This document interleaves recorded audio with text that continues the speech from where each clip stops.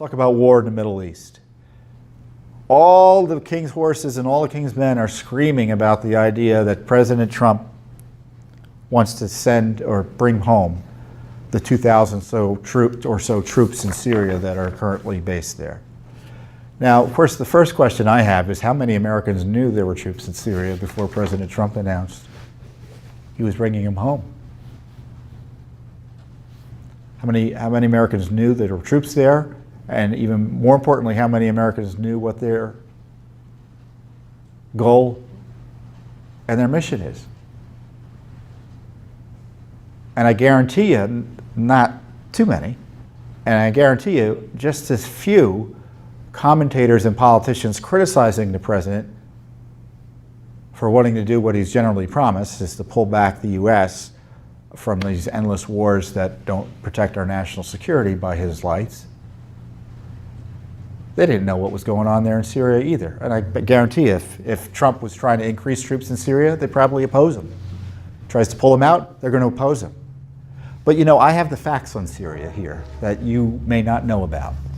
And I've talked about it before, I think, on our prior updates, but this is material that was released by Judicial Watch before we started doing these weekly updates back in 2015. And they were uncovered as a result of our Benghazi litigation. Oh yes, Benghazi is tied to Syria and the rise of ISIS. And in perhaps some of the most important documents that Judicial Watch has ever uncovered, and I don't say that lightly.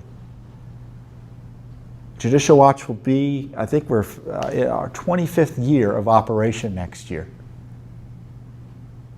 So these documents are real important. They show two things. They show that the Obama administration was well aware that arms were going to Syria, the conflict in Syria, out of Benghazi. And secondly, they show that the Obama administration, including the Secretary of State, were warned about the rise of ISIS and that they were supporting terrorists in the internecine warfare in Syria. And specifically, the documents detail the arms being shipped out of Syria in unbelievable detail. As we say, the DoD documents contain the first official documentation that the Obama administration knew that weapons were being shipped from the port of Benghazi to rebel troops in Syria. An October 2012 report, this is a report a month after the terrorist attack on our special mission compound that Hillary Clinton and Barack Obama all lied about. Weapons from the former Libya military stockpiles were shipped from the port of Benghazi, Libya, to the port of Benias and the port of Borja Islam, Syria. The weapons shipped during late 2012 were sniper rifles, RPGs, and 125 millimeter and 155 millimeter howitzer missiles. During the immediate aftermath of and following the uncertainty caused by the downfall of the Gaddafi regime, remember, Gaddafi was murdered with the approval of Obama and Hillary. They wanted that regime to fall. In October 2011 and up until early September 2012, weapons from the former Libya military stockpiles located in Benghazi, Libya, were shipped from the port of Benghazi, Libya to the ports of Benias and the port of Borj Islam, Syria. The Syrian ports were chosen due to the small amounts of cargo traffic transiting these two ports. The ships used to transport the weapons were medium-sized and able to hold 10 or less shipping containers or cargo. And this is a Defense Intelligence Agency document. By the way, you know who ran the DIA and issued this report? It was General Flynn. No wonder Obama didn't like him.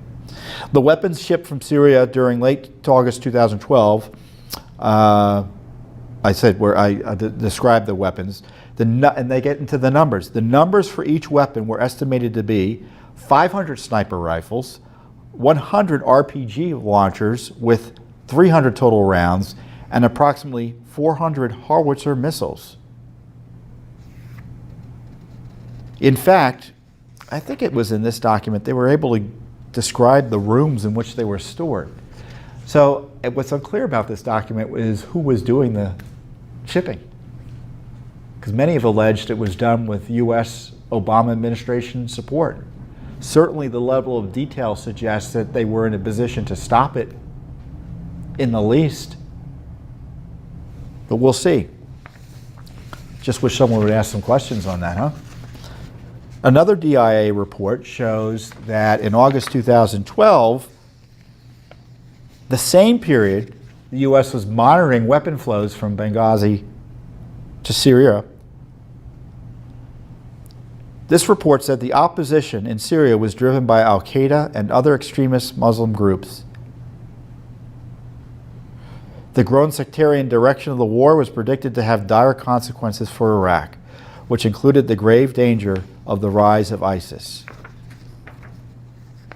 According to the document, this creates the ideal atmosphere for AQI, al-Qaeda Iraq, to return to its old pockets in Mosul and Ramadi and provide a renewed momentum under the presumption of unifying the jihad among Sunni Iraq and Syria and the rest of the Sunnis in the Arab world against what it considers one enemy, the dissenters. ISI. Yes, that's the precursor to ISIS. Could also declare an Islamic State through its union with other terrorist organizations in Iraq and Syria, which will create grave danger in regards to unifying Iraq and the protection of its territory.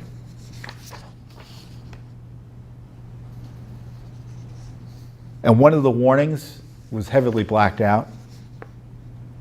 One such consequence would be the renewed facilitation of terrorist elements from all over the Arab world entering into the Iraqi arena.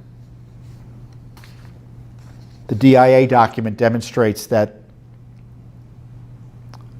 the insurgency in Syria the major elements of the insurgency in Syria were AQI, the Muslim Brotherhood, a terrorist organization, and the Salafist, extremist Muslims as well. The West, Gulf countries, and Turkey support the opposition. So you were supporting the opposition. AQI.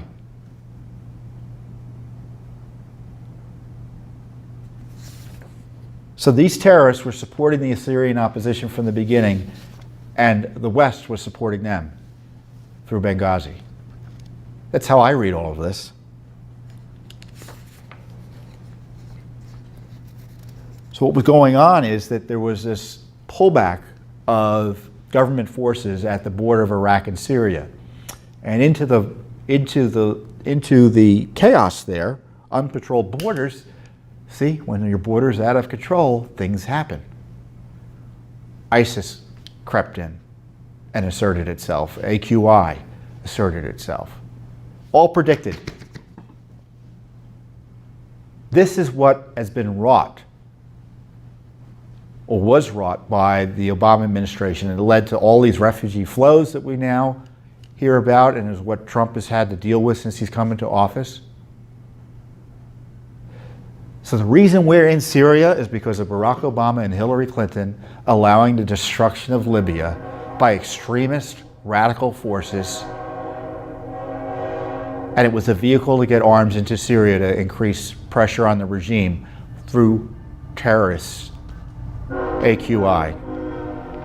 It's that time of day for the trains, excuse me. So, I put this document, we'll put the link to this document in our materials here, but you gotta educate yourself on this, because the media is not going to talk to you about Syria. So now we're going to hear all these armchair experts say why we need to be in Syria, and I don't want to get into that debate here. You can imagine what I think. So the truth is out there for those of you who want to find it, and it's because Judicial Watch is doing the work to get it for you. And as I said, this is critically important information. It confirms the downfall of Libya led to the rise of ISIS, and it shows that arms were going into Syria out of Libya, and the Obama administration knew about it and didn't do anything to stop it.